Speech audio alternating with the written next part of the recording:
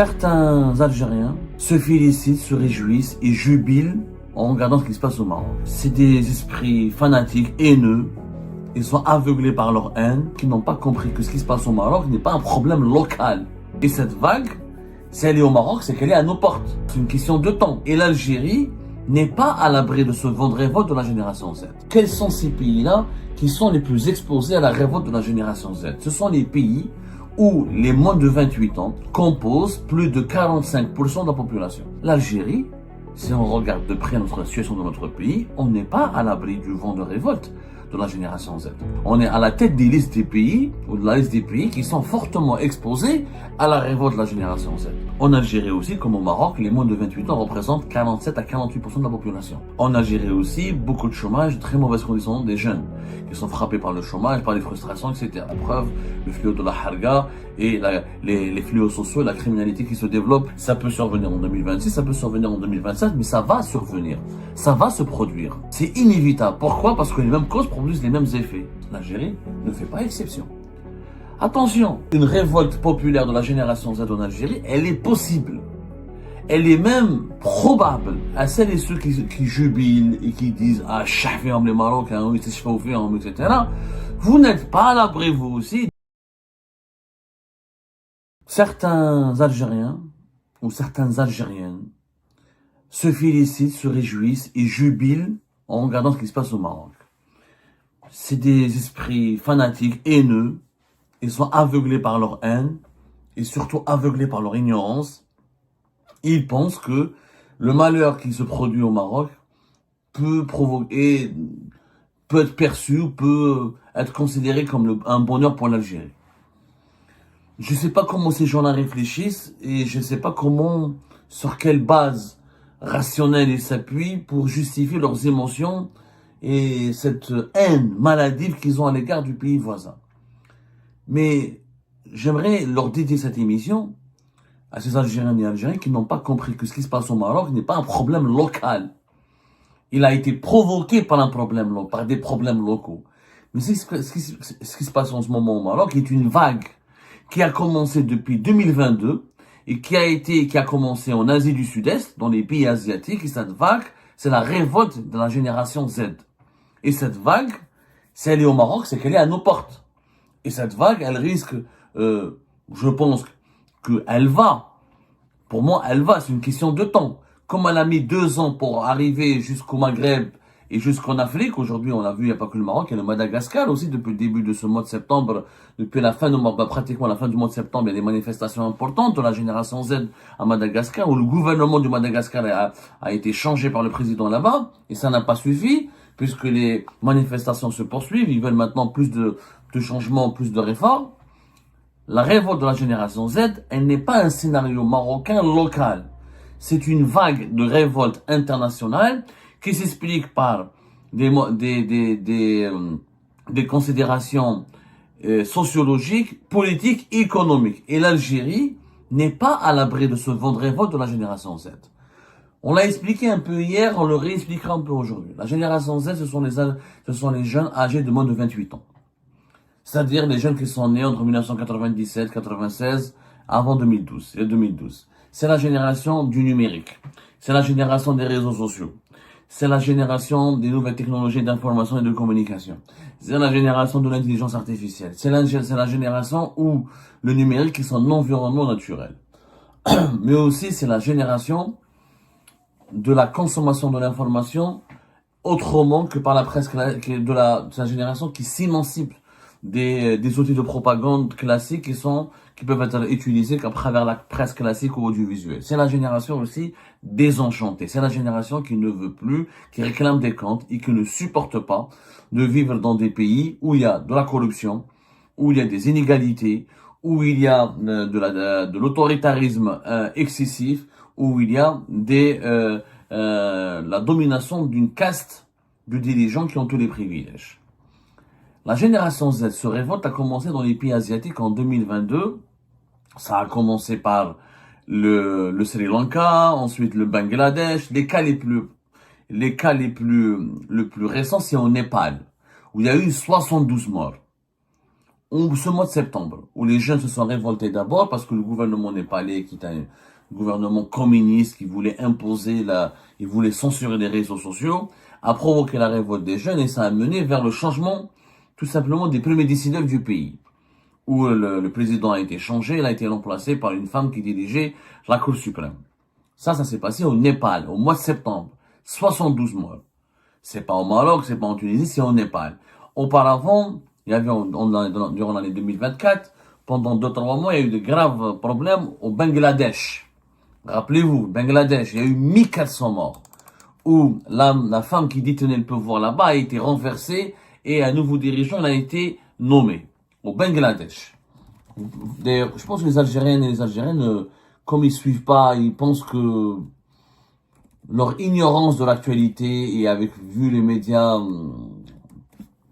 comment dirais-je, vu la piètre qualité des médias algériens et vu comment les réseaux sociaux en Algérie sont tout simplement inondés par des fake news, la désinformation, on empêche réellement les Algériens et les Algériens de comprendre les mutations mondiales qui se sont déroulées ces dernières années sous nos yeux et qui ont un impact sur nous et sur notre région, sur notre environnement géopolitique et médial. Bangladesh, c'était entre le juillet et août 2024.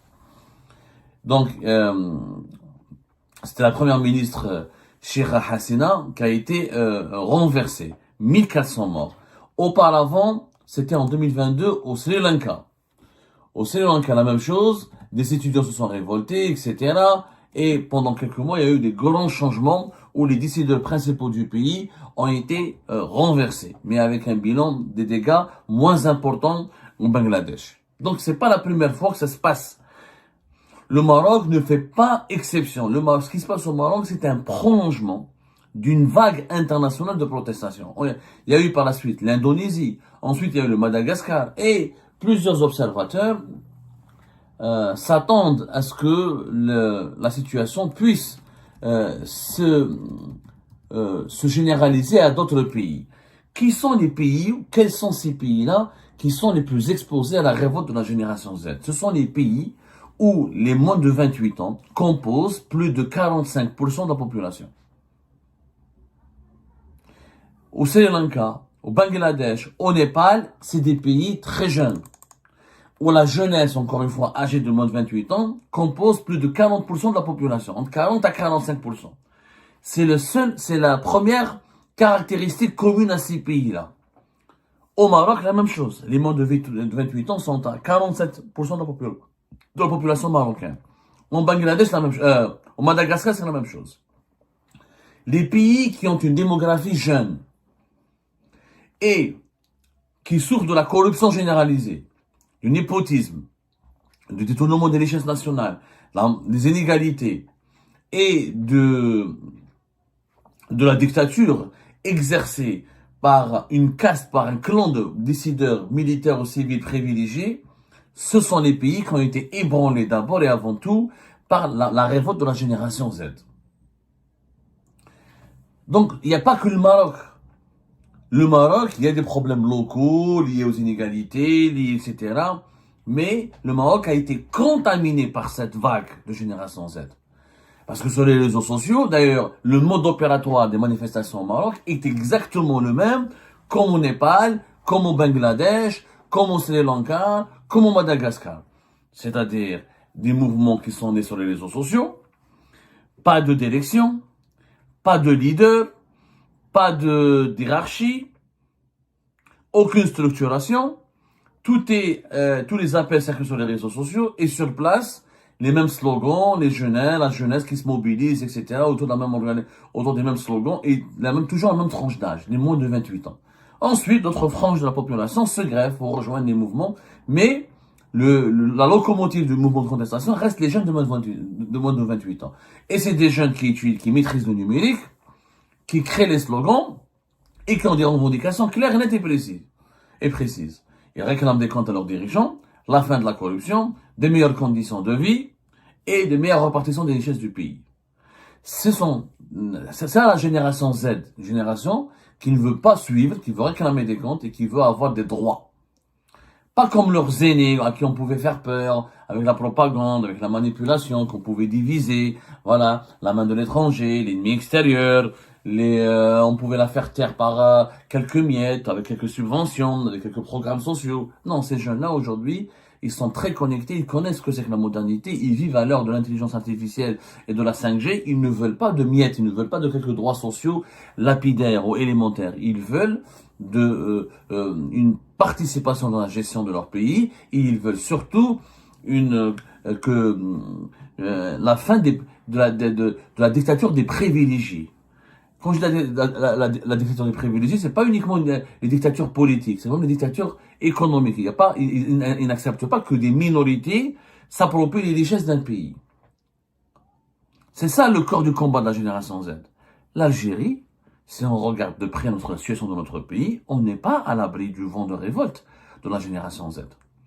On est au contraire, on fait partie des listes on est à la tête des listes des pays, ou de la liste des pays qui sont fortement exposés à la révolte de la génération Z. C'est pour ça que les dirigeants algériens aujourd'hui diabolisent toutes les tentatives de copier un peu les manifestations qui se déroulent au Maroc, de copier un peu le scénario marocain, en parlant de Merzan qui complote. Merzan, il est en difficulté. Il doit déjà gérer ses problèmes internes. Comment il pourrait exporter ses problèmes vers d'autres pays? Et puis, encore une fois, ça vient pas du Maroc, ça vient de l'Asie du Sud-Est. Donc, il faudra accuser le Bangladesh, il faudra accuser le Sri Lanka, il faudra accuser l'Indonésie, il faudra accuser le Népal. Ça n'a rien à voir avec le complotisme ou avec ce que les dirigeants algériens tentent de faire croire à leur population. Pourquoi? Parce que dans notre pays, encore une fois, il y a tous les ingrédients qui sont réunis pour une explosion de la colère de la génération Z. En Algérie aussi, comme au Maroc, les moins de 28 ans représentent 47 à 48% de la population. En Algérie aussi, beaucoup de chômage, de très mauvaises conditions des jeunes, qui sont frappés par le chômage, par les frustrations, etc. La preuve, le fléau de la harga et les fléaux sociaux, la criminalité qui se développe beaucoup en Algérie, comme les agressions à main armée ou avec les armes blanches que nous avons remarqué malheureusement au cours de l'été. D'autre part, le numérique se développe en Algérie. Les réseaux sociaux, Internet, etc. C'est la génération connectée existe en Algérie. De 4, on a le même problème des inégalités, on a le même problème de la mauvaise répartition des richesses du pays, et on a le même problème des frustrations sociales et économiques que dans les autres pays où les révoltes de la génération Z ont éclaté. La seule différence que, pour le moment, tous les pays, mis à part un peu l'Indonésie, mais l'Indonésie n'est plus un pays pétrolier, c'était un pays pétrolier. La majorité des pays où il y a eu des révoltes de la génération Z, ce ne sont pas des pays pétroliers ou gaziers. Ils n'ont pas de richesse, n'ont pas de sous-sol avec beaucoup de richesses nationales. Donc ils n'ont pas la capacité financière d'acheter la paix sociale avec des sources de revenus par conséquentes. Or, en Algérie, on le voit bien, depuis 2024, le pétrole et le gaz ramènent de moins en moins d'argent au pays. Et que la situation financière du pays se dégrade. On est en train de quitter le club des pays producteurs de pétrole et de gaz qui peuvent vivre uniquement de leur pétrole et de gaz. D'abord parce qu'on ne produit plus assez de pétrole et de gaz. Deuxièmement, la mauvaise gestion de ces richesses-là, les mauvais investissements. Avec à l'époque Tebboune, on est en train le déclin du secteur des hydrocarbures. Donc, on est à la limite. L'Algérie pourrait basculer dans la catégorie des pays qui vont être ébranlés bientôt et touchés par la révolte de la génération Z. Parce qu'on a les mêmes ingrédients. Peut-être que l'Algérie, contrairement au Maroc et au Madagascar, a plus de moyens. Pour le moment, nous avons des réserves de change et le gaz et le pétrole nous ramènent encore un peu d'argent pour essayer de calmer les problèmes sociaux et d'essayer de les couvrir. Mais, ça ne va pas durer longtemps puisque en 2025 comme en 2026, on aura de moins en moins d'argent qui proviendra du pétrole et du gaz. Et vu que le pays est très mal gouverné par le régime Tebboune actuellement, et qu'on ne crée pas de richesse autrement que le pétrole et le gaz, la situation financière du pays en 2026 pourrait se dégrader. Et donc la génération Z en Algérie, elle pourrait ne pas se révolter aujourd'hui. Elle pourrait se contenter d'observer ce qui se passe au Maroc. Mais dans 2 ans, parce que ça a commencé en 2022 au Sri Lanka, ça a attendu 2025 pour toucher le Népal. Ensuite, pour venir jusqu'en Afrique, au Maroc et au Madagascar. Ça ne veut pas dire que la génération Z en Algérie va se révolter demain, la semaine prochaine, ou avant la fin d'année. Ça peut survenir en 2026, ça peut survenir en 2027, mais ça va survenir. Ça va se produire. C'est inévitable. Pourquoi? Parce que les mêmes causes produisent les mêmes effets. Dans un pays où il y a trop d'inégalités, en Algérie, les inégalités sont énormes. Allez voir les dirigeants algériens, et on a vu l'accident d'Awad el-Harrach. On a vu comment le peuple algérien, la population algérienne, prend des bus de plus de 25 ans, il n'y a ni frein, ni système de direction, etc. On meurt dans les égouts, etc. Alors que les dirigeants algériens roulent avec des Mercedes, des voitures de fonction, de famille, les vacances, le club des pins, la famille Tebboune, elle a des vacances, la résidence d'été d'Oran, les yachts, les jet skis, il y a des inégalités énormes entre la population algérienne et la classe dirigeante. La classe dirigeante, elle vit dans un autre monde. Le monde de Club des Pins, la résidence d'été d'Oran n'a rien à voir avec le quotidien des Algériennes et des Algériens. L'inflation, les pénuries, les bus Marrakech, les véhicules modernes, il n'y a pas, les pièces de rechange, il n'y a pas, les pneus, il n'y a pas, les biens de consommation les plus élémentaires sont devenus un luxe, etc. Attention, les inégalités sont là. Elles sont moins accentuées, bien sûr, elles sont moins profondes, elles sont moins violentes qu'au Maroc, parce que le Maroc est un pays c'est un pays qui a moins de richesse que l'Algérie. C'est parce qu'en Algérie, on a les subventions sociales, on a l'allocation chômage qui a été instaurée et dont le premier objectif était justement d'acheter la jeunesse et de la calmer, etc. Mais ces dispositifs ont une limite puisque les ressources financières du pays sont en train de baisser significativement depuis 2024 et elles vont baisser encore en 2025 et en 2026 à cause de la mauvaise gestion du pays. Le système Tebboune a du mal à relancer l'industrie du pétrole et du gaz, faute d'investissement, faute de bonnes solutions, faute d'une stratégie de bonne gouvernance du pays. Et, encore une fois, en plus de la jeunesse, de la démographie, du poids des moins de 28 ans, de la corruption et de la mauvaise répartition des richesses du pays, la mauvaise gouvernance. Dans tous les pays où la génération Z s'est révoltée, il y a la mauvaise gouvernance. L'Algérie ne fait pas exception. Attention, une révolte populaire de la génération Z en Algérie, elle est possible. Elle est même probable. Donc, à celles et ceux qui jubilent et qui disent « Ah, chaféhom les Marocains, oui, c'est chaféhom, etc. » Vous n'êtes pas à l'abri, vous aussi, d'un vent de révolte puissant qui pourrait ébranler l'Algérie dans un futur proche. Parce que 2 ans, ça peut être quelques mois, ça peut être 2 ans. Mais d'ici 2026, déjà, la fin de l'année 2025 sera très compliquée pour le pays sur le plan économique et financier. D'ici 2026, on aura beaucoup de difficultés à gérer les équilibres d'un pays où il n'y a pas d'autre richesse que le pétrole et le gaz, où le pétrole et le gaz ramènent de moins en moins d'argent avec une population qui s'approche de plus en plus de la barre des 50 millions d'habitants. Où le poids démographique des moins de 28 ans est en train d'augmenter. Nous sommes aujourd'hui à 47-48%. Dans 2 ans, les moins de 28 ans pourraient dépasser les 50% de la population. Donc, encore une fois, l'Algérie ne devrait pas bomber le torse et observer avec mépris ce qui se passe au Maroc. Elle devrait au contraire faire preuve d'humilité et tirer les leçons et entamer les réformes dès maintenant. Des réformes qui deviennent urgentes. Changement de mode de gouvernance du pays, libération des champs politiques, respect des libertés publiques individuelles, répartition des richesses équitables du pays et création des richesses. En Algérie, le gouvernement voulait que je donne de l'argent, on pense que les subventions sociales suffisent pour dire que les richesses sont bien réparties. Mais l'être humain ne vit pas de farine, de pain et de carburant et d'eau et d'électricité. L'être humain, il a besoin de logement, il a besoin de voiture, il a besoin d'une bonne école, il a besoin d'une bonne université, il a besoin d'un bon hôpital, parce que en fait, rien ne distingue l'Algérie, le régime algérien et le régime marocain fonctionnent de la même manière finalement, parce que le Maroc, on dit, le régime marocain a cru bon qu'il allait satisfaire ou calmer sa jeunesse en construisant des stades de football. Or, la jeunesse n'a pas besoin que des stades de football.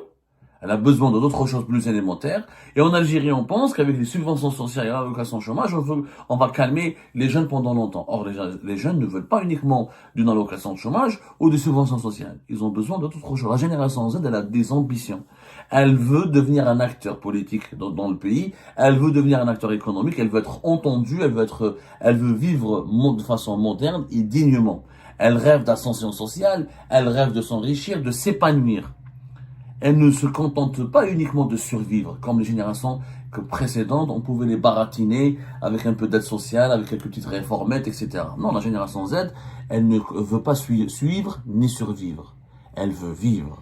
Et ben voilà, c'est la fin de cette vidéo. Je vous remercie toutes et tous, comme d'habitude, pour avoir suivi la vidéo jusqu'à la fin.